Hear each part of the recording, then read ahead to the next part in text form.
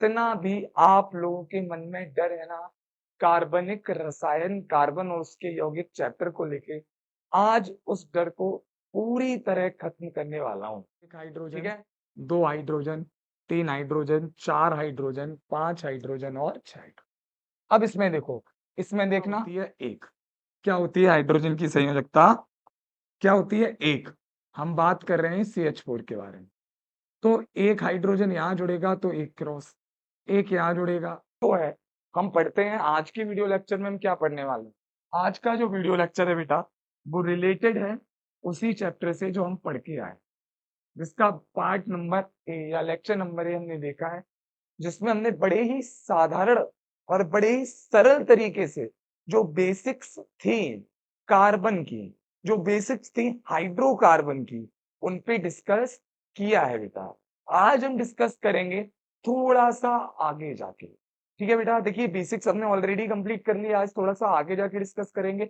और जितना भी आप लोगों के मन में डर है ना कार्बनिक रसायन कार्बन और उसके यौगिक चैप्टर को लेके, आज उस डर को पूरी तरह खत्म करने वाला हूँ। ठीक है, चलिए शुरू करते हैं आज की वीडियो लेक्चर। लेक्चर नंबर कौन सा है? बेटा देखो, प्रीवियस लेक्चर में जो हमने पढ़ा था उसमें हमने ये समझ लिया था कि कार्बन की संयोजकता कितनी होती है बेटा। कार्बन की संयोजकता कितनी होती है? 4। कितनी संयोजकता होती है बेटा कार्बन की? 4। और कार्बन 4 संयोजकता के आधार पर, 4 संयोजकता के आधार पर देखिए, संयोजकता कार्बन की जो 4 है वो किस ब्याज पे है? कार्बन 4 परमाणु ले भी सकता है, कार्बन 4 परमाणु दे भी सकता है। मतलब कार्बन के पास एक प्रकार की सुपर पावर है। ज्यादा अधिकांश एलिमेंट के पास ये नहीं होता। हाइड्रोजन और कार्बन ऐसे रियरली एक दो एलिमेंट होते हैं जिनके पास इनकी संयोजकता ऐसी होती है कि ये उसे मतलब उसे लेके भी फुलफिल कर सकता है और इलेक्ट्रॉन देकर भी उसे फुलफिल कर सकते हैं। ठीक है बेटा, आज के वीडियो लेक्चर के जो हमारे प्रमुख बिंदु रहने वाले हैं, मतलब जो केंद्रीय बिंदु रहने वाले हैं, या जो जिनके इर्द गिर्द हम इन सब बातों सभी चीजों को डिस्कस करने वाले हैं, वो कुछ इस प्रकार रहेंगे। जैसे कि पहला जो है, सबसे पहले हम डिस्कस करेंगे इलेक्ट्रॉन बिंदु संरचना। बेटा एमपी बोर्ड का ये फेवरेट है। एमपी बोर्ड क्या करता है? MP board as it is पूछ लेता है कि बेटा बताना हमें CH4 की इलेक्ट्रॉन बिंदु संरचना क्या है। Electron dot structure MP board directly पूछ लेता है बच्चों कि बताना भाई इलेक्ट्रॉन बिंदु संरचना क्या है, फला फॉर्मूला का क्या है, इसका क्या है, उसका क्या है। ठीक है, तो बड़े ही इजी वे में आज हम इलेक्ट्रॉन बिंदु संरचना को डिस्कस करने वाले हैं। दूसरा जो टॉपिक होगा कार्बन का, ऑब्वियसली जो बिहेवियर है कंपाउंड को बनाते समय, इसका जो एटॉमिक स्ट्रक्चर होता है वो या तो श्रृंखलित होता है, या ब्रांच में बटा होता है, शाखाओं में बटा होता है, या फिर कैसा होता है, एक रिंग टाइप होता है। ठीक है, तीसरे नंबर पे हम प्रकार्यात्मक समूह या क्रियात्मक समूह के बारे में अध्ययन करेंगे। और हम प्रकार्यात्मक समूह को ध्यान में रख के अध्ययन कर पाएंगे किसका? समजातीय श्रेणी का। किसका बेटा? समजातीय श्रेणी का। और उसके बाद हम क्या डिस्कस करेंगे? कार्बन यौगिकों की नाम पद्धति। क्या डिस्कस करने वाले हैं बेटा? कार्बन यौगिकों की नाम पद्धति। क्लियर है ना बात? चलिए शुरू करते हैं आज की क्लास। लेकिन बेटा इसमें एक टॉपिक है जो मैं जोड़ना चाहूंगा, जो इसमें है नहीं। दरअसल जो हाइड्रोकार्बन हमने पढ़ रखा है ना, जो हाइड्रोकार्बन वाला टॉपिक हमने पढ़ रखा है, बेसिकली दो प्रकार के हाइड्रोकार्बन हमने पढ़े। एक तो हमने पढ़ा है संतृप्त हाइड्रोकार्बन। कौन सा बेटा? संतृप्त। दूसरा हमने क्या पढ़ा है? क्या पढ़ा है बेटा? असंतृप्त हाइड्रोकार्बन। आप लोगों को पता ही होगा कि हमने जो पढ़ा था, हमने संतृप्त हाइड्रोकार्बन के तहत क्या पढ़ा था? एल्केन। क्या पढ़ा था बेटा? एल्केन। और असंतृप्त हाइड्रोकार्बन के तहत क्या पढ़ा था? एल्कीन और एल्काइन। ठीक है, तो थोड़ा सा हम डिस्कस कर लेंगे। सबसे पहले वीडियो में हम डिस्कस करेंगे संतृप्त और असंतृप्त हाइड्रोकार्बन के बारे में, उसके बाद हम आगे बढ़ जाए। ठीक है, चलिए करते हैं इनके बारे में डिस्कस। ठीक है, देखिए संतृप्त और असंतृप्त हाइड्रोकार्बन के बारे में अगर हम डिस्कस करते हैं तो हम क्या समझ पाएंगे कि जो हाइड्रोकार्बन वाला टॉपिक है, जो हाइड्रोकार्बन वाला टॉपिक है, उसका अगर वर्गीकरण करें तो कितने प्रकार के हाइड्रोकार्बन है? एक तो होता है संतृप्त और एक क्या होता है बेटा? असंतृप्त। क्या होता है? असंतृप्त हाइड्रोकार्बन और संतृप्त हाइड्रोकार्बन। अब बड़ा ही सरलता से समझना होगा बेटा, देखना। संतृप्त हाइड्रोकार्बन में हमने एल्केन पढ़ा था, ठीक है? क्या आपको याद है हमने एल्केन पढ़ा था? जी हाँ, बिल्कुल वही एल्केन जिसमें हाइड्रोजन के कार्बन के साथ एकल बंध आबंध थे। याद दिलवाऊं? चलिए देखते हैं। फॉर्मूला मैंने बताया था, इनका जो सामान्य सूत्र है वो कुछ इस प्रकार होता है। अगर इससे हम फॉर्मूला बनाते हैं तो सबसे पहले एक फॉर्मूला बनता है CH4। अगर हम n बराबर क्या रखें? 1। अगर हम n बराबर 1 रखते हैं, समझ रहे हो? अगर हम कार्बन का जो नंबर ऑफ कार्बन है वो 1 रखते हैं, n बराबर हम क्या रखते हैं बेटा? 1 रखते हैं। यदि हम n बराबर 1 रखते हैं तो क्या होगा देखना। यदि n बराबर 1 हो तो क्या होने वाला है, समझना इसे। तो यहाँ पे क्या होगा? C1H, 2 1 जा 2, 2 एकम 2 और 2 4। ठीक है। अब यदि मैंने पिछले चैप्टर में बताया था, यदि कार्बन एक है, यदि कार्बन एक है तो उसका प्रीफिक्स क्या होगा? क्या होगा उसका प्रीफिक्स? उसका प्रीफिक्स होगा सर मैथ। क्या होगा बेटा? मैथ। चूंकि ये एल्केन है, एल्क एन, एल्केन को कैसे पढ़ना है हमें? Alk ene, alk plus ene. तो मैथ में एन जोड़ेंगे तो क्या बन जाएगा? मैथ में एन जोड़ेंगे तो बेटा क्या बन जाएगा? मैथ प्लस एन बराबर क्या हो जाएगा? मेथेन। सर ये संतृप्त हाइड्रोकार्बन क्यों है? चलिए समझते हैं संतृप्त हाइड्रोकार्बन क्यों। इसमें जो C है उसके चारों तरफ एकल बंध आबंध द्वारा जुड़े हैं। कौन एकल बंध आबंध द्वारा जुड़ा है बेटा? कौन जुड़ा है एकल बंध आबंध द्वारा? एकल बंध आबंध द्वारा जुड़े हैं हाइड्रोजन। तो इसे किसी भी अतिरिक्त हाइड्रोजन की नीड नहीं है। इसे किसी भी अतिरिक्त हाइड्रोजन की नीड नहीं है। समझ रहे हो ना? देखिए, अब हम असंतृप्त हाइड्रोकार्बन में देखें तो ऑब्वियसली इसमें दो टाइप है। एक टाइप है एल्कीन का, ठीक है, और दूसरा वाला जो टाइप है वो किसका है? एल्काइन का है। ठीक है। एल्कीन का जो नॉर्मल फॉर्मूला होता है वो CnH2n होता है, इसका CnH2n-2 होता है। ठीक है ना? ठीक है बेटा। अब समझना है, यहाँ पे आपको बड़े ही ध्यान से समझनी पड़ेगी एक बात। बड़े ही ध्यान से कौन सी बात समझनी पड़ेगी? अभी तो आप लोग 10th में है तो मैं पाई बॉन्ड और सिग्मा बॉन्ड को मेंशन नहीं करूंगा, लेकिन मैं एक बात बताऊं, याद रखना, कोई भी element specially for carbon, carbon द्विकबंध मजबूरी में बनाता है। जब कार्बन के एकल बंध पूर्ण नहीं होते तो कार्बन टू कार्बन क्या बना लेता है? द्विकबंध आबंध, डबल बॉन्ड बना लेता है। कैसे बेटा? यहाँ पर यदि हम n बराबर 2 रखें, क्या रखें बेटा? n बराबर 2 रखें तो क्या होगा देखते हैं। चलिए, यदि हम n बराबर 2 रखते हैं तो क्या होगा समझना। यहाँ क्या हो जाएगा? C2H4। क्या हो जाएगा? C2H4। एक बात जो हमें याद रखनी है कि कार्बन की संयोजकता 4 होती है। कार्बन को हर हालत में, एनी कंडीशन, कितने बॉन्ड चाहिए बेटा? कितने बॉन्ड चाहिए कार्बन को? 4। देखते हैं, यदि हम इसके सिंगल बॉन्ड बनाने की कोशिश करें तो क्या हो रहा है? क्या हो रहा है बेटा? देखना, हर एक कार्बन से मात्र 3 बॉन्ड ही बन पा रहे हैं। देखो, एक, देखिए ऐसे आपको क्लियर नहीं दिखेगा, मैं एक काम करता हूं, यहाँ पे एक कलर चेंज करके थोड़ा सा आपको मेंशन करता हूं तो आप समझ पाएंगे बेटर तरीके से। ठीक है, मैं किस चीज के बारे में बात कर रहा हूं देखना। ठीक है, मैं क्या कह रहा हूं यहाँ समझना। एक बॉन्ड, दो बॉन्ड, तीन बॉन्ड, ये एक बॉन्ड, दो बॉन्ड। बेटा कार्बन की संयोजकता कितनी होती है सर? 4। कितनी होती है? 4। अब भाई बॉन्ड तो 3 ही बन रहे हैं, संयोजकता फुलफिल हुई? नहीं हुई। बेटा कोई भी तत्व यौगिक क्यों बनाता है? यौगिक बनाता है अपनी संयोजकता को फुलफिल करने के लिए। इसलिए थोड़ी ना बनाता है कि अधर में लटका रह जाए, ना वो घर का रहे ना घाट का रहे, बीच में लटका है, ना तो उसकी संयोजकता फुलफिल हुई और ना ही वो जिस स्थिति में था उस स्थिति में रहा। ऐसा तो पॉसिबल नहीं। तो क्या होगा? बेटा कार्बन हाइड्रोजन से तो डबल बॉन्ड बना ही नहीं सकता।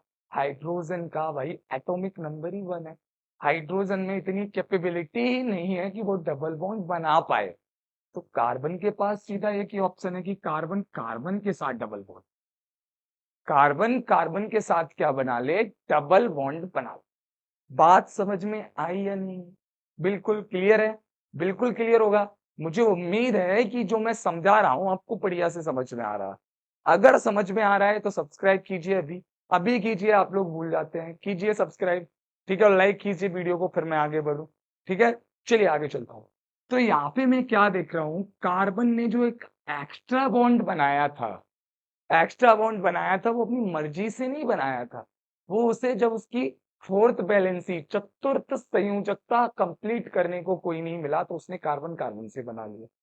अब यदि इसकी अभिक्रिया हम अतिरिक्त हाइड्रोजन से करवाएं तो क्या होगा? क्या होगा बताइए? अब अतिरिक्त हाइड्रोजन से करवाएंगे तो इसे अतिरिक्त बॉन्ड बनाने के लिए हाइड्रोजन मिलेगा कि नहीं? बताओ बेटा, बताओ, मिलेगा कि नहीं? बिल्कुल सर मिलेगा। और जैसे ही अतिरिक्त हाइड्रोजन से इसकी रिएक्शन होगी, ये क्या करेगा? ये अपनी असंतृप्तता को खत्म कर देगा। अब ठीक है, और किसमें कन्वर्ट हो जाएगा? संतृप्त हाइड्रोकार्बन में। मैं थोड़ी देर बाद आगे एक स्लाइड पे, स्क्रीन पे एक स्लाइड पे मैं आपको बताऊंगा एक डेफिनेशन, संकलन अभिक्रिया, और वो यही है जिससे हम एग्जाम्पल के तौर पे समझते हैं हाइड्रोजनीकरण अभिक्रिया। क्या समझते हैं? हाइड्रोजनीकरण अभिक्रिया, जिसमें हाइड्रोजन का क्या होता है? योग होता है, इंक्लूड होता है हाइड्रोजन। तो बेटा ये तो एल्कीन है। समझ में आई बात? सर समझ में आई। अब आप इसका नाम बनवा दीजिए प्लीज। चलिए, बहुत ही थी बेटा। कार्बन कितने? यही बना रहे हैं ना हम, ये वाला। इसे यहाँ इसका नामकरण कर दें। क्या कर ले रहे हैं? नामकरण। ठीक है, चलिए, सौभाग्य प्राप्त हुआ नामकरण करने का हमें। ठीक है, चलिए देखते हैं। कार्बन बेटा जब दो होते हैं, एक में मैथ दो में एथ, कैसे याद करना है? एक में मैथ दो में एथ, तीन प्रोप चार ब्यूट। एक में मैथ दो में एथ, तीन प्रोप चार ब्यूट। पांच में पेंट, छह में हैक्स। ठीक है, तो यहाँ पे कितना है? यहाँ पे दो है। कितना है बेटा? यहाँ पे दो। कितना है यहाँ पे? दो। तो दो में क्या बेटा? एथ। दो में क्या बेटा? एथ। बेटा कहां से फॉर्मूला लिया था? एल्कीन से। तो एल्कीन से इन निकला होगा। बिल्कुल सर। एथ प्लस इन, क्या रख दूं बताइए? एथ प्लस इन बराबर क्या हो जाएगा? बताइए? एथीन। होगा कि नहीं होगा? इसका नामकरण क्या होगा? एथीन। समझ में आया? आया समझ में ना? चलिए, अब एक जो रिमेनिंग है एल्काइन, उसको भी डिस्कस कर ही लेते हैं। क्लियर है बात? क्लियर है ना? ठीक है, कोई भी डाउट है तो आप कमेंट सेक्शन में जाके, आपके लिए ही खुला है भाई वो, कमेंट सेक्शन में जाके मेंशन कीजिए, सर मुझे समझ में नहीं आया। आई होप आप कमेंट अगर करेंगे तो मुझे फिर और थोड़ा, स्पेशली थोड़ा सा मोटिवेशन मिलेगा कि कहीं ना कहीं मेरे समझाने में कहीं कमी है। तो मैं और नए नए मेथड लेके के आऊंगा जिससे चीजें आपके लिए और ज्यादा सरल हो जाएंगी। ठीक है बेटा, चलिए एल्काइन करते हैं। एल्काइन करते हैं, एल्काइन एल्काइन। ठीक है, और मैं जब कराता हूं ना तो साथ साथ नोट भी कर लिया करो प्लीज। जब आप नोट करेंगे तभी आपको चीजें बहुत बेहतरीन ढंग से समझ में आएंगी। चलिए देखते हैं। एल्काइन में अगर हम n बराबर 2 रखते हैं तो बेटा C2H2, ये होगा ना? ये होगा C2H2। क्लियर है ना? इसे मैं साफ कर रहा हूँ। ठीक है, यहीं पे मैं इसका नामकरण और जो भी कुछ भी करने वाला हूँ यहीं पे करने वाला हूँ। ठीक है, चलिए देखते हैं। अब ये मैं इसका एटॉमिक स्ट्रक्चर बनाऊं। सर अभी आपने क्या पढ़ाया था? अभी आपने सर पढ़ाया था, क्या पढ़ाया था सर आपने? आपने बताया था कि कैसे पता करेंगे कि कार्बन संतृप्त है या असंतृप्त। यदि कार्बन अन्य हाइड्रोजन के साथ एकल बंध में है, और कितने एकल बंध है? एक कार्बन से कितने एकल बंध होने चाहिए? 4। कितने होने चाहिए? 4। तो फिर तो ये क्या है, संतृप्त है, अदरवाइज ये असंतृप्त है। अब यहाँ पर देखना, यहाँ तो और समस्या हो गई। ये एक, ये दो, ये इसके सापेक्ष एक, ये इसके सापेक्ष दो। मतलब बेटा ये क्या कर दिया कार्बन ने, कार्बन जिसे 4 बॉन्ड बनाने चाहिए थे, उसने कितने बॉन्ड बनाए, मात्र 2। तो अब जो एक्स्ट्रा प्रेशर है वो किसके ऊपर है, एक्स्ट्रा जो दबाव है वो कार्बन के ऊपर है। हाइड्रोजन एकल बंध से ज्यादा बढ़ेगा नहीं, तो कार्बन कार्बन के बीच में क्या बन जाएगा बच्चा, कार्बन कार्बन के बीच में बन जाएगा ट्रिपल बॉन्ड, त्रिबंध आबंध। क्या बन जाएगा, त्रिबंध आबंध, या द्विबंध आबंध बने जो एल्कीन में बना था, एल्काइन वाला त्रिबंध आबंध बने। दोनों को बोलेंगे क्या, असंतृप्त हाइड्रोकार्बन, अनसैचुरेटेड हाइड्रोकार्बन। क्लियर है ना, बात समझ में आई। चलिए ठीक है, आई होप ये सब चीजें आपको एकदम मक्खन हो रही होंगी, एकदम क्लियर हो रही होंगी। अब इसका नामकरण करते हैं। नामकरण करेंगे तो C2 है तो क्या हो जाएगा बेटा, एथ हो जाएगा, अभी बताया मैंने। प्लस क्या हो जाएगा, आयन हो जाएगा, तो क्या हो जाएगा, एथाइन। सर आयन कहाँ से आया, सर आयन कहाँ से आया, समझना बात को। एल्केन को कैसे पढ़ा था, एल्क प्लस एन। एल्कीन को कैसे पढ़ा था, एल्क प्लस इन। एल्काइन को कैसे पढ़ेंगे, एल्क प्लस आयन। कैसे पढ़ेंगे बेटा, एल्क प्लस आयन। चलिए अगली स्लाइड की तरफ चलते हैं, ठीक है, बढ़ते हैं, चलिए अगली स्लाइड की तरफ। चलिए अगली स्लाइड पे देखते हैं, देखना बेटा अगली स्लाइड पे हम क्या पढ़ेंगे, इलेक्ट्रॉन बिंदु चर्चा, इलेक्ट्रॉन डॉट स्ट्रक्चर, जो यहाँ का बहुत ही लोकप्रिय टॉपिक है। एमपीबोर्ड वालों का आई थिंक फेवरेट हो गया, बहुत प्रश्न दिए यहाँ से और बहुत प्रश्न देते हैं वो यहाँ से। होता क्या है, एक ऑक्टेट फ्लो होता है, ऑक्टेट या अष्टक सिद्धांत होता है कि इलेक्ट्रॉनों का अष्टक पूर्ण करने के लिए इलेक्ट्रॉन को साझा करना, स्थानांतरण करना या ग्रहण किया जाता है। आप लोगों को याद है मैंने पार्ट 1 में अष्टक बताया था, याद है ना। ये अष्टक वाली थ्योरी बताया कहाँ काम नहीं करती है, थोड़ा सा एक्सपेक्शन हो जाता है, ये हो जाता है हाइड्रोजन के केस में। बिकॉज हाइड्रोजन में एक ही कोष होता है और उसमें एक उपकोष होता है। कौन से नाम का उपकोष होता है बेटा, एस होता है। अब एस सब ऑर्बिटल में ना मैक्सिमम हम कितने इलेक्ट्रॉन रख सकते हैं, मैक्सिमम कितने इलेक्ट्रॉन रख सकते हैं, 2। तो इसमें 2 में ही फुलफिल हो जाती है, इसमें 2 में ही बात बन जाती है, बाकी सब में 2 में बात नहीं बनती। उन्हें कितना चाहिए होता है बेटा, उन्हें अष्टक पूरा करना ही करना होता है। जैसे कि मान के चलो मैं आज एग्जांपल्स कम कराऊंगा, बिकॉज मैं एक और पार्ट लेके आऊंगा। मैं इस चैप्टर का एक पार्ट लेके आऊंगा जिसमें मैं पूरे एनसीईआरटी को सॉल्व करवाऊंगा। जितने भी प्रश्न उत्तर हैं पाठ के अंतर्गत हैं और जितने भी पाठ की अभ्यास प्रश्नावली में हैं। क्लियर है बात। मैं चलिए देखता हूं, यदि हम बात करें ऑक्सीजन की, तो मैंने उस दिन बताया था ऑक्सीजन का इलेक्ट्रॉनिक विन्यास, सॉरी, ऑक्सीजन की परमाणु संख्या कितनी होती है, 8 होती है। कितनी होती है ऑक्सीजन की परमाणु संख्या, 8। और यदि हम बात करें कार्बन की, तो कार्बन की परमाणु संख्या कितनी होती है, कार्बन की परमाणु संख्या कितनी होती है, चलिए देखते हैं। ठीक है, कार्बन की परमाणु संख्या कितनी होती है कार्बन की परमाणु संख्या होती है बेटा, कितनी होती है कार्बन की परमाणु संख्या, 6। ठीक है, कितनी होती है, 6। अब यदि हम अष्टक पूरे करने जाएं तो पहले वाले कक्ष में 2, दूसरे वाले में 8 होना चाहिए। अगर 2 चले जाएंगे तो दूसरे वाले में 4 ही रह जाते हैं, 4 के लिए रिमेनिंग जगह होती है। यही से तो कार्बन की संयोजकता 4 निकली थी, याद है कि नहीं, यही से तो 4 निकली थी। लेकिन इसमें क्या होगा, इसमें 8 है, तो पहले वाले में तो 2 चले जाएंगे। ठीक है, दूसरे वाले में क्या होगा, दूसरे वाले में जैसे ही इसके जाएंगे तो क्या होगा बेटा, 6 भर जाएंगे और 2 की जगह क्या रह जाएगी, खाली रह जाएगी। 2 की जगह क्या रह जाएगी, खाली रह जाएगी। और कितने इसके उस अष्टक में कितने इलेक्ट्रॉन फुलफिल होंगे, उसके इसके उस अष्टक में कितने इलेक्ट्रॉन होंगे, 6 इलेक्ट्रॉन ऑलरेडी होंगे। समझ रहे हो। अभी मैं बताऊंगा जब जब हम इन्हें बनाएंगे तो हमें हर एक, ऑब्वियसली आप सही सोच रहे हैं, संयोजकता इसकी क्या होगी, 2 ही होगी।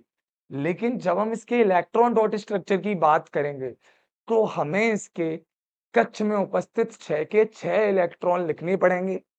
क्लियर है, 6 के 6 इलेक्ट्रॉन लिखने पड़ेंगे, जिसमें से 2 का पेयर बनेगा और एक्स्ट्रा हमें लिख के छोड़ना पड़ेगा। आई बात समझ में? तो बेटा ऑक्टेट रूल के हिसाब से संयोजकता को जैसे ही हम फुलफिल करके रखते हैं इलेक्ट्रॉन के रूप में, डॉट या क्रॉस के रूप में, उसे हम क्या बोलते हैं? इलेक्ट्रॉन बिंदु संरचना। एच का तो आपको पता ही होगा, एच का एक होता है, ठीक है। ऑब्वियसली एच का एक होता है जिसे क्रॉस से इंडिकेट करते हैं। मैं यहाँ पे क्या कर रहा हूँ, मैं एक फॉर्मूला बना के देख रहा हूँ, ठीक है। मैं यहाँ पे आप लोगों को एक फॉर्मूला बना के दिखा रहा हूँ कि कैसे हम चीजों को क्लियर कर सकते हैं। जैसे लाइक मेथेन को मैं ले लेता हूँ CH4, क्लियर है? CH4। तो बेटा कार्बन के बाहरी कक्ष में कितने इलेक्ट्रॉन है? मैंने यहाँ पे कार्बन रख लिया। सर कार्बन के बाहरी कक्ष में 4 इलेक्ट्रॉन है। कितने इलेक्ट्रॉन है बेटा? 4 इलेक्ट्रॉन। तो एक इलेक्ट्रॉन मैंने यहाँ रख लिया, एक इलेक्ट्रॉन मैंने यहाँ रख लिया, एक इलेक्ट्रॉन मैंने यहाँ रख लिया, एक इलेक्ट्रॉन मैंने यहाँ। कार्बन के 4 संयोजकता को मैंने कार्बन की चारों तरफ रख लिया, ठीक है। कार्बन के चारों तरफ रख लिया, क्लियर है ना बात? मैंने संयोजकता को कार्बन की चारों तरफ रख लिया। अब मुझे क्या करना है बेटा? कितने हाइड्रोजन जुड़े हैं? हाइड्रोजन जुड़े हैं सर 4। कितने हाइड्रोजन जुड़े हैं? 4। और हाइड्रोजन की संयोजकता क्या होती है? हाइड्रोजन की संयोजकता होती है 1। क्या होती है हाइड्रोजन की संयोजकता? क्या होती है? 1। हम बात कर रहे हैं CH4 के बारे में। तो एक हाइड्रोजन यहाँ जुड़ेगा तो एक क्रॉस, एक यहाँ जुड़ेगा, एक यहाँ जुड़ेगा, एक यहाँ जुड़ेगा। यहाँ पे लिख दे रहा हूं, एक hydrogen, 2 hydrogen, 3 hydrogen, 4 hydrogen. Clear हुई ना बात? बताइए बात समझ में? अब यदि देखिए, अब यहाँ पे मैंने एक को डॉट एक को क्रॉस से इंडिकेट क्यों किया है? जिससे हम इजिली आइडेंटिफाई कर पाए कौन सा इलेक्ट्रॉन हाइड्रोजन का है और कौन सा इलेक्ट्रॉन किसका है बेटा? कार्बन का है। कौन सा इलेक्ट्रॉन हाइड्रोजन का है और कौन सा इलेक्ट्रॉन किसका है? कार्बन। अब यहाँ पे हम एक सर्कल बनाएंगे कुछ इस प्रकार से। कैसे सर्कल बनाएंगे? चलिए दोबारा से प्रयास करेंगे, थोड़ा सा गड़बड़ हो गया, ठीक है। देखते हैं दोबारा से बना के। ये हाइड्रोजन, ये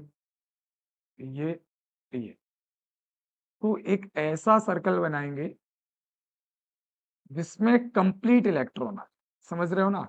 कंप्लीट इलेक्ट्रॉन आ जाए। अब मैंने कंप्लीट इलेक्ट्रॉन लिख लिए बेटा। अब मुझे दिखाना क्या है? अब मुझे दिखाना है कार्बन की और हाइड्रोजन की पार्टनरशिप। तो इस इलेक्ट्रॉन में यहां पार्टनरशिप है, इस इलेक्ट्रॉन में यहां पार्टनरशिप है, यहां पार्टनरशिप है, और इस इलेक्ट्रॉन में यहां पार्टनरशिप।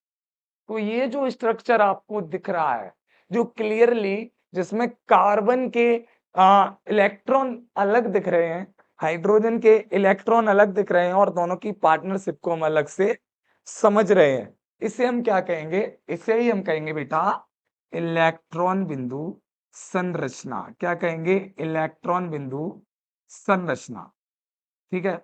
अब उसमें एसिड वगैरह, बेंजीन वगैरह की इलेक्ट्रॉन बिंदु संरचना है। तो होता ये है, देखिए मैं बताऊं आप लोगों को, आप लोगों के पास ना कॉन्फिडेंस बहुत ही कम रहता है। मैंने अभी ये इजी बताया, मैंने इजी ही बताया, सबसे ज्यादा बेसिक बताया एग्जांपल के तौर पे। अब मैं अगर आपको S8 या C6H6 लाइक बेंजीन का बताऊं, रूल सेम ही लगेगा, कोई चीज बदलने वाली नहीं है। लेकिन बेटा आप उसे नहीं कर पाएंगे, बिकॉज आपको लगेगा ये तो बहुत बड़ा है, ठीक है। ये क्या है? बहुत बड़ी चीज है, इसे करना बहुत ही क्या है? कठिन चीज है या कठिन बात है, ठीक है बेटा। चलिए मैं कुछ पंक्तियां आप लोगों के साथ साझा करना चाहता हूं, जो मैंने डेडिकेटेड आप लोगों के लिए ही लिखी हैं, ठीक है। देखता हूं, मतलब स्पेशली आप लोगों के लिए ही लिखी है, देखना। अगर आप लोग थका हुआ, कमजोर, आत्मविश्वास में कमी महसूस करते हैं ना, तो चलिए ये आप लोगों के लिए ही है। तू कमजोर नहीं है, संसाधन तेरा रोना नहीं। तू कमजोर नहीं है, संसाधन तेरा रोना नहीं। तू प्रबल है, तू योद्धा है, माँ बाप के सपनों को खोना नहीं। तू जीतेगा एक दिन, तू जीतेगा एक दिन, माँ बाप का सर फक्र से ऊंचा होगा। वो सब हासिल होगा तुझे जो कुछ भी तुमने सोचा होगा, ठीक है बेटा। आप कमजोर नहीं हैं, आप कमजोर नहीं हैं, आप खुद को कमजोर बना के बैठे हैं। आप कुछ भी कर सकते हैं। अगर कोई और क्लास या कोई और बच्चा क्लास में टॉप आ सकता है, स्टेट में टॉप आ सकता है, जिला में टॉप आ सकता है, तो फिर आप क्यों नहीं? सोचना जरूर, ठीक है। चलिए आगे बढ़ते हैं। हाँ, हम लोग आगे बढ़ते हैं इस टॉपिक को और डीपली, मतलब और जो चीजें हमने इंडेक्स में देखी थी, स्टार्ट में देखी थी, उसमें से इलेक्ट्रॉन बिंदु संरचना को हमने कर लिया, ठीक है। देखते हैं क्या है आगे। तो बेटा इलेक्ट्रॉन बिंदु संरचना के एग्जाम्पल के लिए मैंने ये स्लाइड छोड़ी थी और मैंने उसी पे एग्जाम्पल आपको मैं समझा दिया है, ठीक है। जितने भी बच्चे ऐसे हैं जिन्हें ऐसा लग रहा है कि सर इजी इजी वाले तो आपने करवा दिए लेकिन डिफिकल्ट वाले आपने छोड़ दिए, तो बेटा टेंशन की कोई बात नहीं है, बड़ी जल्दी ही लेक्चर नंबर 3 आएगा। फिलहाल आप डेफिनेशंस को समझिए, कॉन्सेप्ट को समझिए, एक एक प्रश्न करवाना एसएमसी विद्यावर्ष की जिम्मेदारी है, ठीक है। मैं कोई एहसान नहीं कर रहा हूं आपके ऊपर, एज अ टीचर मेरी रिस्पॉन्सिबिलिटी है कि क्वालिटी ऑफ कंटेंट आप तक पहुंचे, आप तक एक ऐसी बेहतरीन शिक्षा प्रणाली या एक ऐसे बेहतरीन शिक्षा पद्धति के तहत मैं आप लोगों को समझाऊं। ऑब्वियसली जो एजुकेशन सिस्टम है ना, वो सीखने की जगह कहाँ की ओर बढ़ गया है बेटा, रटने की तरफ। हम चीजें रटने की कोशिश करते हैं, यदि हम चीजों को रटेंगे तो फिर हम चीजों को सीख नहीं पाएंगे। रटना और सीखना दोनों साथ में नहीं हो सकता है। चलिए देखते हैं। अरे बेटा ये तो बड़ा ही सरल टॉपिक है। इसमें क्या है, ये है कार्बन की चेन, जिसे हम बोलते हैं श्रृंखला संरचना। जो देखा होगा आपने, कार्बन के मॉलिक्यूल ऐसे जुड़ के बनाते हैं, देखा होगा ना। कार्बन एक नॉर्मल फॉर्मेशन का निर्माण करता है, 1 carbon, 2 carbon, 3 carbon, 4 carbon, 5 carbon. इस टाइप से जब कार्बन जुड़ते हैं तो उसे क्या बोलते हैं, क्या बोलते हैं, चैन स्ट्रक्चर। और जब कार्बन इस टाइप से जुड़ते हैं, इस टाइप से जुड़ते हैं, तो उसे बोलते हैं ब्रांच। क्या बोलते हैं बेटा, ब्रांच स्ट्रक्चर या शाखाएं। क्या बोलते हैं, ब्रांच स्ट्रक्चर या फिर शाखाएं। और जब कार्बन मोस्ट फेवरेबल कंडीशन में जुड़ते हैं रिंग में, ठीक है, देखते हैं कैसे जुड़ते हैं रिंग में। कुछ इस प्रकार से कार्बन जुड़ जाते हैं किसमें बेटा, रिंग में। उसके लिए मुझे ये थोड़ा सा हटाना पड़ेगा, ठीक है। चलिए जोड़ता हूं मैं रिंग में कार्बन को, ठीक है। एक single bond, double bond, single bond, double bond, single bond, double bond.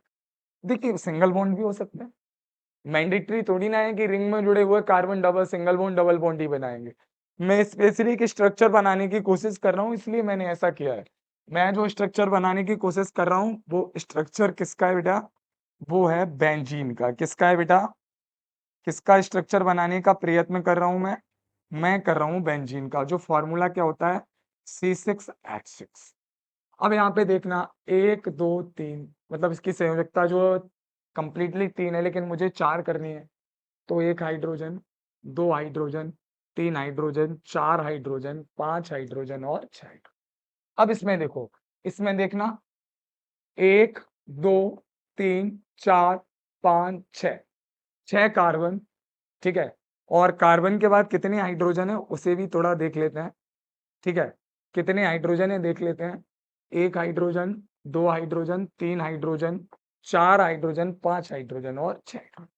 तो C6H6 एक वलय संरचना है, एक रिंग संरचना है, ठीक है। कैसी संरचना है, रिंग स्ट्रक्चर है, जिसे स्पेशली हम यहां से समझ सकते हैं।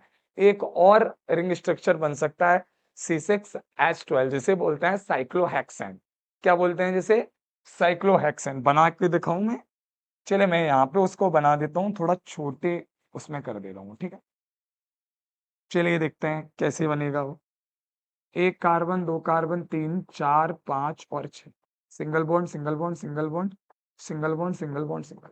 यहाँ double bond double bond double bond double bond double bond. और अब यहाँ पे C जो है वो कितने हो गए, 6, H कितने हो जाएंगे, 12। तो बेटा कार्बन के पास जो सुपर पावर है, कार्बन चेन स्ट्रक्चर बनाता है, कार्बन ब्रांच स्ट्रक्चर बनाता है और कार्बन रिंग स्ट्रक्चर बनाता है। मतलब एक पूरी साइक्लो स्ट्रक्चर का निर्माण करता है, जहां से स्ट्रक्चर शुरू होगा वहीं पे आके क्या होगा, खत्म होगा। आई होप ये बात समझ में आई होगी आप लोगों को, ठीक है। चलिए बढ़ते हैं अगले स्लाइड की तरफ, ठीक है। चलिए थोड़ा प्रीवियस वो थोड़ा एक स्लाइड आगे निकल गया था, ठीक है। उतने में तो आप लोगों का खेल हो जाएगा, फिर आप कहेंगे अरे ये क्या हो गया सर, फिर मैं कहूँगा चलिए रट लीजिए इसे, this one is a bromo, alcohol alcohol समझ रहे हैं ना? चीज़ें रटनी पड़ेंगी। अगर एक भी स्लाइड आगे निकल गया, अगर एक भी लाइन आगे निकल गया, तो फिर चीज़ें सीखी नहीं जा सकती, ठीक है? फिर आपको क्या करना पड़ेगा, वहाँ से चीज़ें समझ में नहीं आएँगी। तभी तो कहता हूँ भाई बहुत सारे बच्चों की प्रॉब्लम होती है। दरअसल ये एक रिसर्च भी है कि जब से ये सोशल मीडिया आई है, तब से ऑब्वियसली जो स्क्रीन अटेंशन है, वो थोड़ा-सा कम हुआ है। बच्चों को क्या चाहिए? बच्चों को चाहिए 10 मिनट में चैप्टर खत्म हो जाए, समझ रहे हैं? 20 मिनट में बुक खत्म हो जाए, 30 मिनट में टॉपर बन जाएँ, हाँ, 40 मिनट में प्रधानमंत्री बन जाएँ। ऐसा पॉसिबल है? ऐसा पॉसिबल है? नहीं है बेटा। ये सब बातें देखिए मैं बताऊँ आप लोगों को, कुछ लोग हैं, ठीक है? जिन्हें केवल किससे मतलब है? जिन्हें केवल पैसा कमाने से मतलब है। ऐसी बात नहीं है कि मुझे नहीं है, ठीक है? देखिए, सभी लोग अपनी आजीविका के लिए कुछ ना कुछ करते हैं, लेकिन केवल पैसा कमाने से मतलब नहीं होना चाहिए। हम लोग इंटेंशनली थोड़े से क्लियर हों कि हम जो पढ़ा रहे हैं, वो कहीं न कहीं बच्चों के काम तो आए। अभी मैं लेके आ जाऊँ, चलिए शुरू करते हैं ये सीरीज़ है, जिसमें हम पढ़ेंगे 200 एमसीक्यूज़। बेटा एमसीक्यूज़ कहाँ से समझ लोगे आप? रटोगे? रटोगे ना एमसीक्यूज़, मैं लेके आऊँगा, एक दिन ऐसे एमसीक्यूज़ लेके आऊँगा, चुनौती दे रहा हूँ, रट के दिखा दे। साइंस में से ही लेके आऊँगा। ठीक है? अब हम लोग करते क्या है, जो ऑब्वियसली करना चाहिए वो तो करते नहीं हैं, ठीक है? और जो नहीं करना चाहिए वो हम सभी लोग कर लेते हैं, रट्टा एजुकेशन सबसे ज़्यादा खतरनाक है, पता है? एक स्पेशली एक शिक्षक एक शिक्षक जो चीज़ों को एक्सप्लेन करके पढ़ाता है, वो 1 लाख रट्टा करवाने वाले शिक्षकों पे भारी पड़ता है। ठीक है, 1 लाख रट्टा मरवाने वाले जो कहते हैं ना रट लो, रट लो, रट लो। प्रमोट कर रहे हैं कहीं किसी को बेटा देखिए एक बात मैं बताऊँ आपको, आपको केवल 10th-12th नहीं करना है, ठीक है? बेटा देखिए यदि मैं कहीं ट्रैवल करने जाऊँ, यदि मैं कहीं सफ़र करने जाऊँ, ऑब्वियसली मैं कहीं सफ़र करने जाऊँगा तो मैं अपने सर्टिफ़िकेट लेके जाऊँगा या अपना टैग लेके जाऊँगा कि आई एम अ रोहित ठीक है? I am teaching MP board student for हाँ, इतने साल से पढ़ा रहा हूँ, ये कर रहा हूँ, वो कर रहा हूँ, नहीं ना। बेटा एजुकेशन हमें सोचने की शक्ति देता है। Education is the key of human being. Human being मैं क्या कह रहा हूँ, इंसान बनना सरल नहीं है। हम चीज़ों को अगर ईज़िली सोचने लगें, हम चीज़ों को सही-गलत में फ़र्क करने लगें, ठीक है? तो फिर तो हमारी एजुकेशन का कोई मतलब हल होता है, ठीक है? यदि हम केवल मार्कशीट और अंकों के लिए पढ़ रहे हैं, तो बेटा हमारी एजुकेशन हमारे लिए कुछ करने वाली नहीं है। ठीक है? आप उम्र के एक पड़ाव पर वहीं खड़े हो जाएँगे, जहाँ आपके साथ कोई बच्चा जिसने पढ़ाई छोड़ दी होगी, वो खड़ा होगा, उसी चौराहे पर आप खड़े होंगे, दोनों एक-दूसरे से पूछ रहे होंगे, तुम्हें पढ़कर क्या मिला? वो आपसे कह रहा होगा, तुम्हें पढ़कर क्या मिला? और आप उससे कह रहे होंगे कि आपने पढ़ाई नहीं की तो बहुत बेहतर किया। पर आपके जो परसेप्शंस हैं वो ऐसे ही होंगे। ठीक है? कई बार ऐसा होता है, तो इसीलिए मैं कहता हूँ शिक्षक का रोल बहुत बड़ा होता है।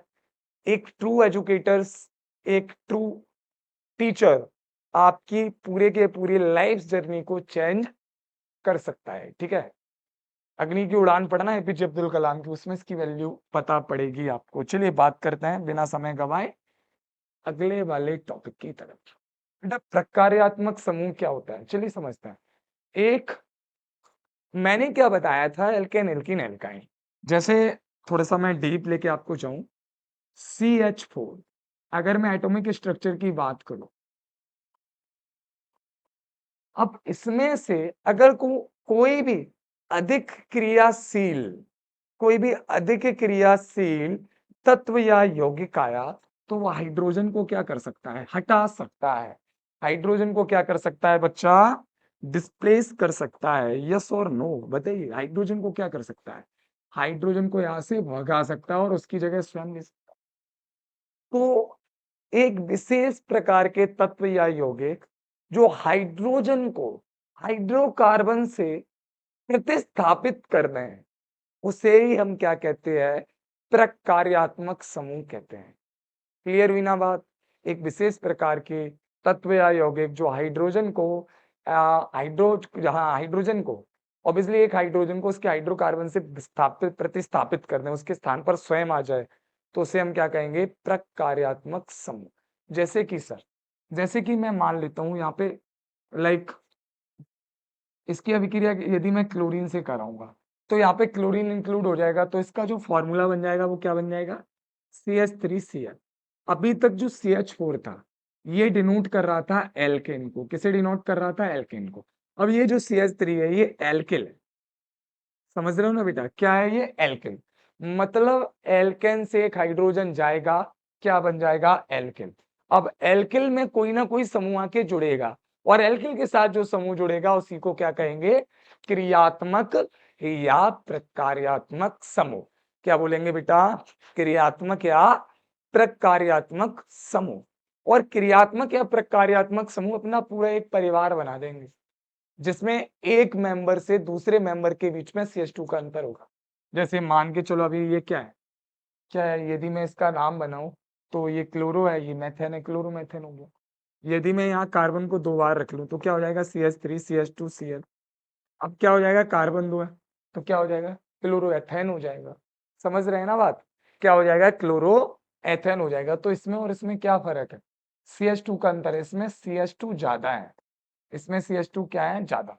तो जब प्रकार्यात्मक समूह को पढ़ते हैं तो एक विशेष प्रकार्यात्मक समूह के अंतर्गत हम जितने भी यौगिक पढ़ेंगे जिनमें CH2 CH2 CH2 CH2 CH2 का अंतर होगा, उन कंप्लीटली उस ग्रुप को, उस श्रेणी को हम क्या कहेंगे, समजातीय श्रेणी। क्या कहेंगे बेटा, समजातीय श्रेणी। समजातीय मतलब एक ही जाति के लोग हैं, ठीक है। मतलब ऑब्वियसली यहाँ पे जो क्लोरीन, फ्लोरीन, ब्रोमीन और आयोडीन है, इन्हें हम पढ़ते हैं हैलोजन एलिमेंट, जो समूह 17 में है आवर्त सारणी में। तो हैलोजन इसमें भी है, हैलोजन इसमें भी है। किसके तौर पे हैलोजन जुड़ा है, प्रकार्यात्मक समूह के तौर पर। तो एक ही प्रकार्यात्मक समूह से बने दो यौगिक जिनमें CH2 का अंतर है, उन्हें हम क्या बोलेंगे, समजातीय श्रेणी। क्या बोलेंगे बच्चा, समजातीय श्रेणी। चलिए देखते हैं अगली स्लाइड पे क्या है। हाँ देखो, दिख रहा है ना, क्लियर दिख रहा होगा उम्मीद है। तो ये है जो कक्षा 10वीं में कुछ प्रकार्यात्मक समूह में दिए गए हैं, ठीक है। फॉर्मूला क्या है, थोड़ा पीछे आते हैं और इसके फॉर्मूला को बनाने की कोशिश करते हैं। देखिए यहाँ पे क्या है बेटा, इसका फॉर्मूला क्या होता है, अभी मैंने बताया था क्या होता है, CnH2n+2। अब इसमें हो क्या रहा है, इसमें एक हाइड्रोजन निकल रहा है, उसकी जगह पे कोई और आ रहा है, कोई और।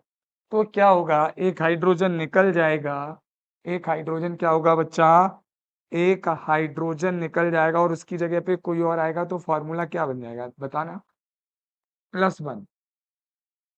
अब यदि वो हैलोजन है तो हैलोजन एलिमेंट को X से लिखते हैं, X के अंतर्गत क्या आएगा, क्लोरीन, ब्रोमीन, ठीक है, iodine, fluorine, fluorine chlorine, bromine, iodine, ये सब आएगा, ठीक है।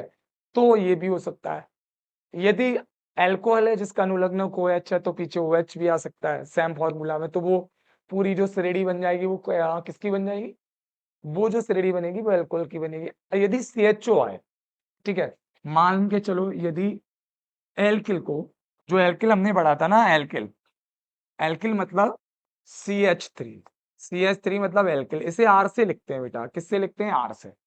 यदि R के पीछे X आए तो ये क्या होगा, क्या होगा, ये हेलोजन, ये एल्केन, नाम बेटा हेलो एल्केन, ठीक है। एल्केन को फोन करके बुलाओ, हेलो एल्केन, ठीक है। यदि R के पीछे OH आए, एल्कोहल, एल्कोहल, क्लियर है बेटा। यदि R के बाद CHO आए, एल्डिहाइड, ठीक है। R, R ऑब्वियसली CH3 ही नहीं है, R क्या है, R क्या है, यदि एल्केन से एक हाइड्रोजन निकाल दिया जाए, मतलब इतने फॉर्मूला को बोलते हैं हम क्या, इतने फॉर्मूला को R या एल्के ग्रुप बोलते हैं। यहाँ 1 भी रखा जा सकता है, 2 भी रखा जा सकता है, 3 भी रखा जा सकता है, 4 भी रखा जा सकता है, 5 भी रखा, ठीक है। चलिए देखते हैं, उम्मीद है ये सब चीजें क्लियर दिख रही होंगी। हेलो, हेलो मतलब हेलोजन, पूर्व लग्न, ये आगे लगेंगे, बाकी सब पीछे लगेंगे, ठीक है। ये उतनी ज्यादा इनके भौतिक और रासायनिक गुणधर्मों को प्रभावित नहीं करते, इसलिए ये आगे आएंगे, बाकी कहाँ आएंगे, पीछे आएंगे। CH3Cl नाम हो जाएगा क्लोरोएथेन। IUPAC नामकरण में क्लोरो पहले आएगा। अब बेटा यहाँ पे एथेन आया, अभी हमने मैथेन पढ़ा था, एथेन क्यों आया देखना, 1C 2C, 2C 2C 2C, C2 C1 math, C2 एथ, एथ है ना, एथ है, एथिल, एथेन, sp3 संकरण है, तो क्या हो जाएगा, क्लोरो एथेन।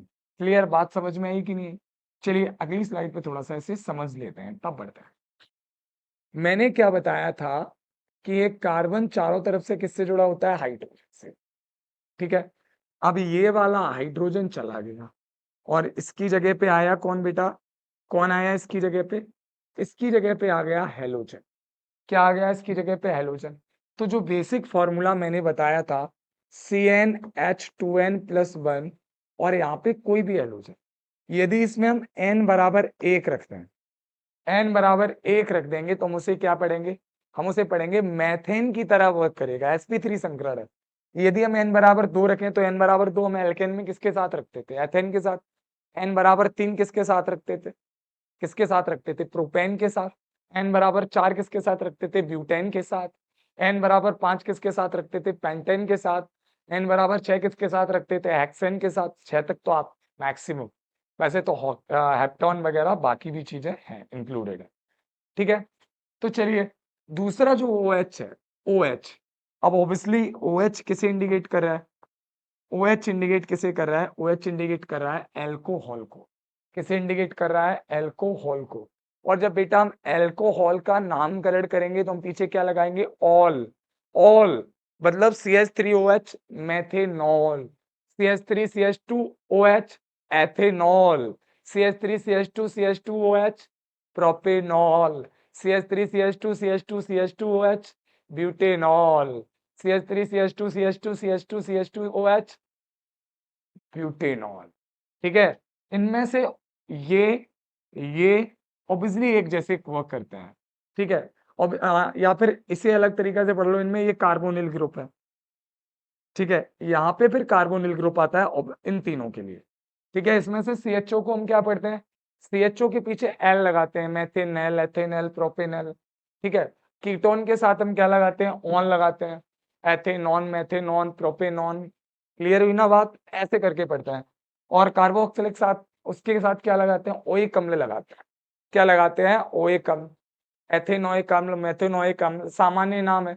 अगर HCOOH है तो सामान्य नाम क्या हो जाएगा बेटा, तो सामान्य। अब देखिए मैं यहाँ पे एक थोड़ा सा आपको अंतर बता दे रहा हूँ जो आपके लिए आवश्यक है, इस पे समझ लेते हैं, ठीक है। देखना क्लीनॉल पे कर देते हैं और इसे समझ लेते हैं। यदि बात एल्कोहल की हो, किसकी हो बात, एल्कोहल की, तो हम इसके लिए फॉर्मूला क्या लगाते हैं, CnH2n+1OH। इसका अनुलग्नक क्या है, OH है। इसका अनुलग्नक मतलब इसका अनुलग्नक क्या है, OL है। इसके सामान्य नाम में एथिल एल्कोहल, मेथिल एल्कोहल, ये सब हम पढ़ सकते हैं। लेकिन बात यदि एल्डिहाइड की होगी, किसकी होगी, एल्डिहाइड की, तो उसके लिए क्या है, बेसिकली उसमें ना एल्किल ग्रुप नहीं जुड़ता है। जैसे इसमें ये वाला जो ग्रुप है, ये जो ग्रुप है ये क्या है, एल्किल ग्रुप है। समझना बात को, यदि हम n बराबर 1 यहां रखें, समझना, ये बात अगर समझ में आ गई तो ये सभी चीजें सरल होगी। यदि हम n बराबर 1 यहाँ रखें तो क्या प्राप्त होगा, हमें प्राप्त होगा, देखना बेटा हमें क्या प्राप्त होगा, हमें यहाँ प्राप्त हो जाएगा, अगर हम n बराबर 1 रखें, हमें यहाँ प्राप्त हो जाएगा C H, 2 एकम 2 और 2 और 1 3 OH। क्लियर है, बताइए क्लियर है कि नहीं, बोलिए क्लियर है कि नहीं, यस और नो। अब यही यदि सेम फॉर्मूला इसका जो वो है फॉर्मूला वो CHO है, यदि ये सेम फॉर्मूला मैं इसमें लगाने की कोशिश करूं तो ध्यान से समझना क्या होगा, n बराबर 1 रखूंगे, चलिए n बराबर 1 तो क्या हो जाएगा, C1 H3 CHO, कितने C हो गए, 1 और 2, सोचो, रखे कितनी सी थे? एक सी ऑलरेडी फॉर्मूला में है। तो मैं क्या बताना चाह रहा हूँ यार, समझना। यहाँ बच्चे भूल कर देते हैं। मैं ये बताना चाह रहा हूँ बेटा, क्या बताना चाह रहा हूँ मैं ये बताना चाह रहा हूँ कि यहाँ पे क्या होता है, यहाँ पे ऑब्वियसली क्या होगा, यहाँ पे जो आपको ये दिख रहा है ना, क्या दिख रहा है? यहाँ पे जो आपको ये एल्किल ग्रुप दिख रहा है, इसकी जगह पे पहला फॉर्मूला H रख के बनेगा। H मतलब एक हाइड्रोजन। रख के दिखाऊं? चलिए देखते हैं। यदि मैं यहाँ एक H रखूंगा तो क्या हो जाएगा? HCHO। बन गया कि नहीं बन गया? सामान्य नाम फॉर्मेल्डिहाइड। फॉर्मेल्डिहाइड। IUPAC नाम, IUPAC नाम मैंडेटरी है। पूरा नाम होता है international union of pure and applied chemistry. थोड़ी देर पहले मैंने बताया था इसका अनुलग्नक क्या है, एल करके है इसका अनुलग्नक, एल या अल। ठीक है, दो अलग अलग जगह मिल जाएंगे, एल भी मिलता है। तो बेटा इसमें कार्बन कितने हैं? एक है। तो मेथेन है, अगर इसमें एल जुड़ जाएगा तो क्या हो जाएगा? मेथेनेल। यस और नो? बताइए यस और नो। तो इसे हम क्या, ये ऑब्वियसली कैसा स्ट्रक्चर बनाता है? यहाँ पे ये एच हो गया, ये सी हो गया, समझना बात को। अब सी के साथ ये क्या हो गया? एच हो गया, और ये डबल बॉन्डेड क्या हो गया? ओ हो गया। या इसे ऐसे समझ सकते हैं, ठीक है, या कैसे समझ सकते हैं? यहाँ पे क्या हो गया? यहाँ पे ये डबल बॉन्डेड ओ हो गया, और ये क्या हो गया? एच हो गया। ठीक है, तो इसमें ये जो ग्रुप है ये कार्बोनिल ग्रुप है। कौन सा ग्रुप है? Carbonyl group. जिनमें कार्बोनिल ग्रुप होते हैं उनका सबसे बेसिक स्ट्रक्चर क्या रख के प्राप्त होता है बेटा? एच रख के प्राप्त होता है। अब देखना, अब पीछे वाली स्लाइड पे आऊं। कार्बोनिल ग्रुप किन किन में है? CHO, इसमें कार्बोनिल ग्रुप है। यस और नो? बिल्कुल सर, इसमें कार्बोनिल ग्रुप है। और किसमें कार्बोनिल ग्रुप है? इसके अलावा कार्बोनिल ग्रुप यहाँ है, कीटोन में है, और इसमें है। ठीक है बेटा, तो पता चल ही गया होगा कि इनके नामकरण कैसे करना है। आप लोगों को नामकरण करना है। ऑब्वियसली नामकरण में तो थोड़ा बहुत समस्या नहीं आनी चाहिए। अगर आएगी तो आप लोग कमेंट में मेंशन कर देना। मैं जो नेक्स्ट वीडियो लेक्चर बनाऊंगा उसमें आपका नामकरण को भी क्लियर करवा दूंगा। ठीक है, चलिए अगली स्लाइड पे देखते हैं क्या। हाँ बेटा, संकलन अभिक्रिया याद है मैंने अभी क्या बताया था? मैंने क्या बताया था? यदि एक आर, दो आर है, दोनों सिंगल बॉन्डेड है एक सी से, और सी सिंगल बॉन्डेड है एक अन्य सी से। ठीक है, यहाँ पे भी एक आर है और यहाँ पर भी क्या है? एक अन्य आर है। तो मैंने क्या बताया था कि जब जब कार्बन डबल बॉन्ड बनाता है, कार्बन डबल बॉन्ड जब जब बनाता है तो उसके पीछे कार्बन की एक मजबूरी छिपी होती है कि सिंगल बॉन्ड बनाने के लिए कार्बन के पास इनफ मॉलिक्यूल या इनफ साझेदार मॉलिक्यूल नहीं होते। तो यदि निकल की उपस्थिति में, निकल उत्प्रेरक की उपस्थिति में हाइड्रोजन के साथ इसकी अभिक्रिया करा दी जाए, किसके साथ बेटा? हाइड्रोजन के साथ यदि इसकी अभिक्रिया करा दी जाए, ठीक है, यदि इसकी अभिक्रिया किसके साथ करा दी जाए? हाइड्रोजन के साथ करा दी जाए, तो क्या होगा? अब इसमें जो अतिरिक्त डबल बॉन्ड है, एक हाइड्रोजन इससे जुड़ जाएगा, एक इससे जुड़ जाएगा।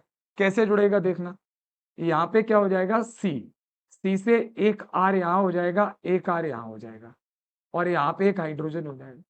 ठीक है, देखो, एक अन्य सी, एक आर यहाँ हो जाएगा, एक आर यहाँ, और एक यहाँ का हो जाएगा अतिरिक्त हाइड्रोजन। तो डेफिनेशन क्या है? संकलन अभिक्रिया वह रासायनिक अभिक्रिया जिसमें किसी असंतृप्त हाइड्रोकार्बन में किसी अभिकर्मक का योग होता है, स्पेशली हाइड्रोकार्बन कैसा हो जाए? संतृप्त हो जाए। हाइड्रोकार्बन कैसा हो जाए बेटा? संतृप्त हो जाए। तो आप देख सकते हैं ये असंतृप्त हाइड्रोकार्बन था, निकल उत्प्रेरक की उपस्थिति में अभिक्रिया कराई तो ये किसमें कन्वर्ट हो गया बेटा? संतृप्त हाइड्रोकार्बन में, जिसकी पहचान ये है कि कार्बन का प्रत्येक जो बॉन्ड है वो कैसा होना चाहिए? एकल बंध आबंध। कैसा होना चाहिए बेटा? एकल बंध आबंध। क्लियर हुई ना बात? चलिए देखते हैं आगे। प्रतिस्थापन अभिक्रिया में क्या होता है?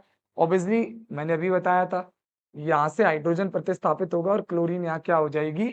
जुड़ जाएगी। क्लोरीन बेटा यहाँ क्या हो जाएगी? जुड़ जाएगी। चलिए यहीं तक था लेक्चर नंबर 2। ठीक है, दो काम जो मैं होमवर्क में आपको देखे जा रहा हूं। होमवर्क में पहला काम मैंने दिया है इलेक्ट्रॉन बिंदु संरचना। ठीक है, मैंने होमवर्क में दिया है तो मतलब ये नहीं है कि आपको आएगा नहीं, फिर भी आपको करना ही है, मैं करवा दूंगा। दूसरा मैंने क्या दिया है, IUPAC नेमिंग, वैसे तो मैंने करवा ही दी है बेसिक बेसिक, किनकी किनकी, क्रियात्मक या प्रकार्यात्मक समूह की। ठीक है, और समझाती श्रेणी के बारे में मैंने बता ही दिया। एक प्रकार्यात्मक समूह को फॉलो करने वाले कई सारे मेंबर्स, जिनमें प्रत्येक के बीच में CH2 का क्या हो, अंतर हो, उसे हम क्या कहेंगे, समजातीय श्रेणी। ठीक है बेटा, उम्मीद कर रहा हूं ये वीडियो लेक्चर आपको बहुत पसंद आया होगा। ठीक है, बहुत नहीं आया हो तो इतना तो है ही कि मैं आपको चीजें हाँ कंप्लीट नहीं का, पूरी तरह नहीं तो 80-90% समझाने में कामयाब रहा हूं।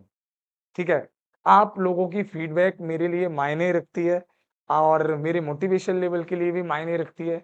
यदि कहीं दिक्कत होती है तो आप कमेंट बॉक्स में लिख सकते हैं। यदि आपको बहुत अच्छे से समझ में आया तो आप मुझे अप्रिशिएट भी कर सकते हैं। ठीक है, डिस्क्रिप्शन में मैं टेलीग्राम ग्रुप की लिंक दे दूंगा, जिसे ज्वाइन करके जितने भी टेस्ट वगैरह होंगे वाया टेलीग्राम ही में लूंगा आप लोगों के, तो उसमें भी आप इंक्लूड हो सकते हैं। ठीक है बेटा, और फिर से मैं बता दूं, मैं कोई चमत्कार या वैसे वैसा वाला टीचर नहीं हूं कि 10 मिनट की वीडियो में आपका पूरा एग्जाम पेपर क्लियर करवा दूंगा। मेरा तो एक ही फंडा है, जब हम कोई एक श्लोक भगवत गीता का कर्मण्यवाधिकारस्ते मां फलेषु कदाचन, कर्म करो फल की इच्छा नहीं करो, जब हम एनसीईआरटी को पूरी तरह कंप्लीट कर लेंगे तो पेपर जाएगा कहाँ, आएगा तो एनसीईआरटी से ही, या एनसीईआरटी से भी बाहर चला जाएगा। ठीक है बेटा, तो चलिए बहुत जल्द मिलते हैं लेक्चर नंबर 3 के साथ, जिसमें हम बात करेंगे इस चैप्टर के एनसीईआरटी क्वेश्चंस की। ठीक है, तब तक अपना ख्याल रखिए, पढ़ते रहिए। ठीक है, और ऑथेंटिक कंटेंट से पढ़िए। समझ रहे हो ना किसकी बात कर रहा हूँ, एनसीईआरटी से पढ़िए। चलिए ठीक है।